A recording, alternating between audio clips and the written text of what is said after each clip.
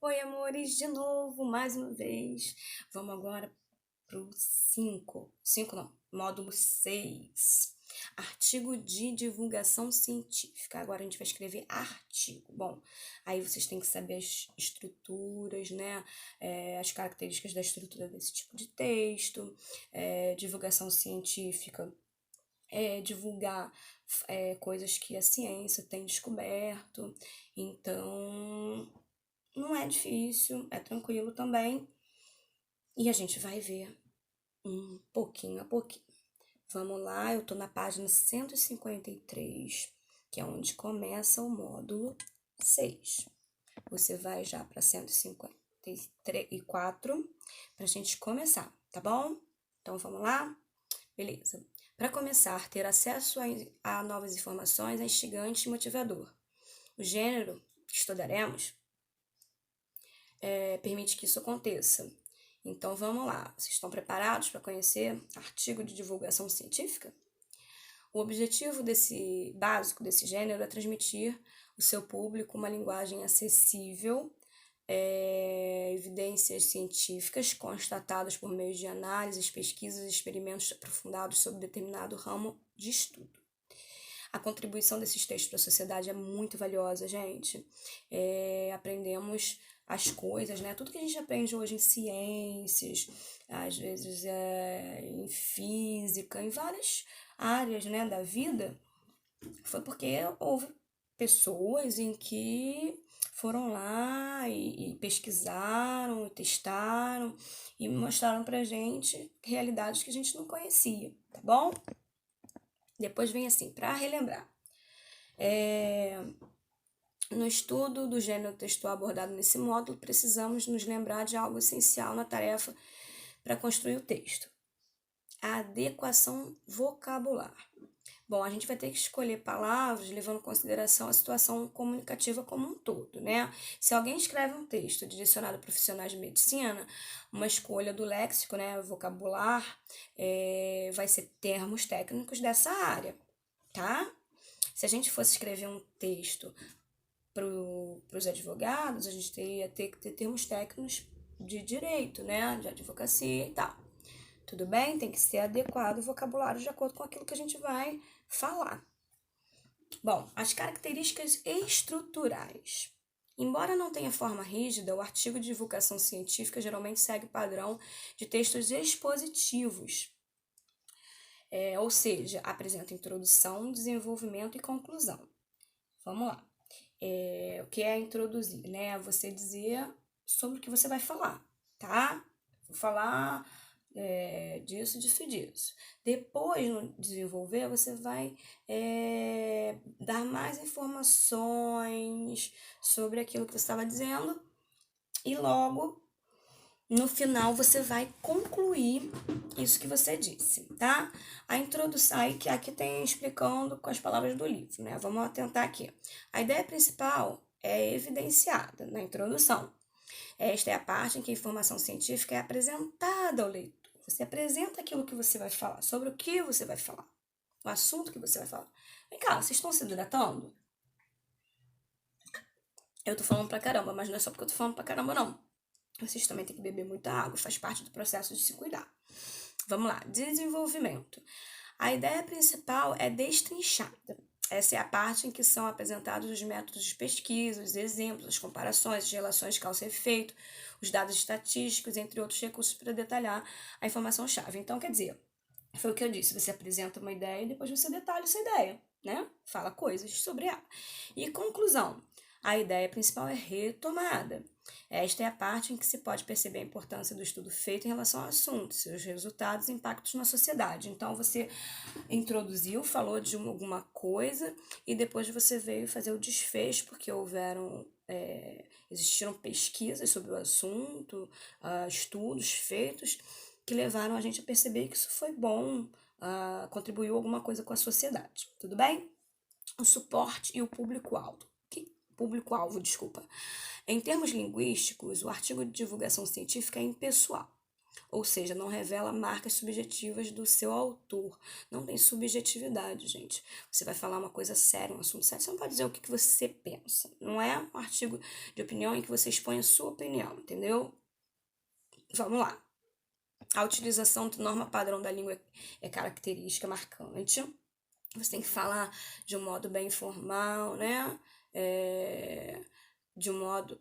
Quer dizer, desculpa, não pode usar palavras como problema, né? Tem que ser sempre seguindo a norma padrão da língua, mas pode ser um pouco informal, né? Dependendo daquilo que você está falando, sobre o que você está dizendo. Em textos dirigidos a jovens e crianças, por exemplo, encontramos registros linguísticos menos formais, com o intuito de transmitir as informações de modo mais acessível. Então, de acordo com o público-alvo, com aquilo que você está falando, um assunto, você pode ser um pouquinho mais formal, um pouquinho menos informal, para que quem está lendo possa absorver de uma maneira mais adequada. É importante perceber que a escolha das palavras leva em consideração o suporte e o público-alvo do texto. O suporte de um texto diz respeito ao meio de comunicação em que ele é publicado e divulgado. Jornal, revista, blog, né, internet de um modo geral, jornal impresso, pode ser rádio também, tá? O suporte é onde você vai veicular a sua informação, o seu artigo, né? É muito comum nos artigos de divulgação científica, emprego de termos técnicos relativos às áreas do conhecimento, como a gente já falou antes. É importante destacar que os artigos científicos são voltados para estudos de uma área específica e, por isso, apresentam linguagem bastante formal e específica.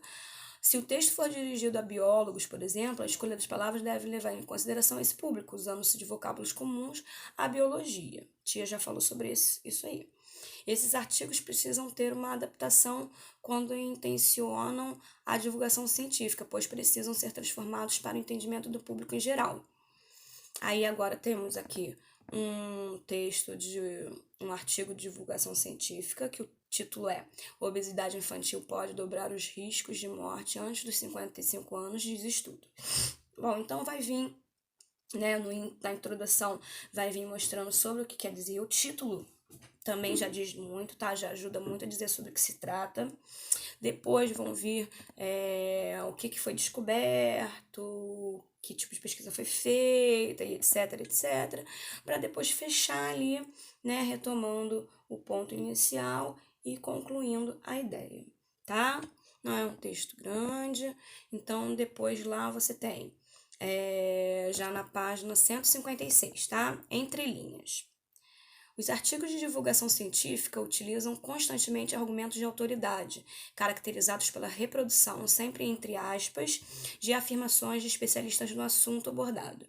O autor divulgador, que geralmente é um jornalista, lança a mão desse recurso no intuito de mostrar que os fatos relatados são verídicos e, assim, conquistar credibilidade. Quando eu digo alguma coisa para vocês e digo que, sei lá, um gramático famoso falou exatamente o que eu estou dizendo, eu estou atestando uma credibilidade porque eu estou falando para vocês, eu enquanto professora de português. Se eu trago dizendo que algum gramático famoso, né, um autor da questão linguística de português, de língua portuguesa, ele falou isso, eu digo, ó, sou eu que estou dizendo, foi ele. Então, isso daí traz para mim uma autoridade no assunto e faz com que você, leitor, acredite mais no que eu estou falando, entenderam? Então, vamos lá. Perceba no trecho a presença de argumentos de autoridade. Vou mostrar para vocês como é que isso fica aqui. O ponto principal é que a obesidade em crianças é um sério problema que precisa ser abordado seriamente, ressaltou o pesquisador William C. Kluller, acho que é assim que fala, do Instituto Nacional de Diabetes e Doenças Digestivas e Renais. Então, olha só, o cara é expert na parada, entendeu? Então, se ele que está falando, que é verdade mesmo. O que esse estudo particular mostra é que a obesidade causará o excesso de morte prematura, completou o especialista. Então, se o especialista disse, então eu estou escrevendo um artigo de opinião. digo coisas, mas as coisas que eu digo, na verdade, não foi eu que disse sozinha, eu não inventei isso. Eu tirei isso de pesquisadores, de gente que sabe falar desse assunto. Entenderam? Beleza. Vamos agora concluir, tá bom? Nesse módulo, conhecemos algumas características do artigo de divulgação científica. Trata-se de um gênero textual informativo. Informativo porque traz muita informação. E esse tipo informativo, ele é objetivo e não subjetivo, tá bom? Ele é importante para a aquisição de conhecimentos por parte da sociedade. Então, quer dizer, a gente quer saber agora sobre o corona e tal. O que a gente faz? A gente vai ler um monte de besteira dito por gente que não sabe de nada, ou a gente vai pegar os especialistas e vai ouvir o que eles estão dizendo? Né? Em quem que a gente vai acreditar? Nos especialistas da área de ciência, né? De saúde, ou a gente vai acreditar em pessoas que não são dessa área e estão só dando pitaco assim, eu acho que é isso, isso, isso. Não pode ser, né? Gente, pra gente poder ficar bem orientado, a gente precisa ouvir expert no assunto, tá? Então, o que vocês vão fazer agora? Agora vocês vão ler aí os exercícios, tá? Tem aí do 1 ao 9 para vocês fazerem. Depois, na próxima aula, tem a aula correção. Eu sempre posto lá aula correção, módulo tal. E aí sempre vocês vão ver assim, tá bom? Nessa minha plataforma, eu sempre vou botar agora assim, módulo tal, aí vocês vão rolando, igual a gente faz para rolar no Facebook, no Instagram. Então vai rolando para baixo, que vocês vão ver todo o material que eu posto para vocês. Eu às vezes trago o link no YouTube de alguém explicando para complementar minha explicação, né? Porque eu acho que muitas vezes ter mais de uma voz falando de uma maneira diferente é importante. Quando eu acho que isso, né, tem que ter, eu vou lá e posto. Eu posto a minha aula, às vezes eu posso querer postar um exercício, uma explicação no PowerPoint, se eu achar que isso é necessário, tá? Então vai ter tudo lá, é só rolar a barrinha, tá bom?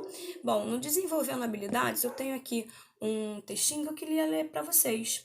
O outro vocês leiam em voz alta, tá? Respeitando direitinho, ponto, vírgula, tudo direitinho, tá bom? Então vamos lá. O céu está ficando menos azul. Você já teve a impressão de que o céu está menos azul? Não é impressão. Segundo um novo estudo que analisou 3.250 medições atmosféricas feitas em diversas partes da Terra, isso realmente está acontecendo. Nas regiões mais críticas, o céu está 20% menos azul do que na década de 70. O efeito é provocado pelo excesso de aerosóis na atmosfera, uma camada de sujeira flutuante que junta moléculas de poeira, fuligem e dióxido de enxofre produzido por carros, indústrias e queimadas. Ou seja, além de provocar efeito estufa, a poluição já está modificando a luz que chega à Terra. A luz do Sol é branca, mas quando entra na atmosfera terrestre, ela esbarra nas partículas que estão suspensas no ar, moléculas de oxigênio, nitrogênio e água, e se decompõem em várias cores. É por isso que quando você olha para cima, vê um sol amarelo e um céu azul. O amarelo e o azul são subprodutos da luz branca. Eles formam separados e espalhados pelas moléculas da atmosfera. Só que os aerosóis alteram essa divisão. Eles são muito pequenos e conseguem rebater os raios do Sol como nenhum outro poluente, explica o físico atmosférico Kai-Kun Wang, da Universidade de Maryland. Os aerosóis seguram os raios de luz azul lá em cima, impedindo que eles desçam e cheguem com plena força aos seus olhos. E aí o céu adquire um aspecto leitoso, menos azul. A região mais afetada é o sul da Ásia, Oceania e América do Sul. Os pesquisadores também notaram um enfraquecimento no azul do céu dos Estados Unidos. A grande exceção é a Europa, onde desde a década de 90 o céu está ficando mais azul, possivelmente porque os níveis de alguns poluentes tenham diminuído. Mas alguns cientistas especulam que os aerosóis possam ter também um efeito positivo. Como eles reduzem a quantidade de luz que chega à superfície terrestre, ajudariam a diminuir a temperatura global em até 1 grau. Um céu menos azul por uma terra menos quente. Caramba! É difícil, eu não sei o que dizer sobre isso.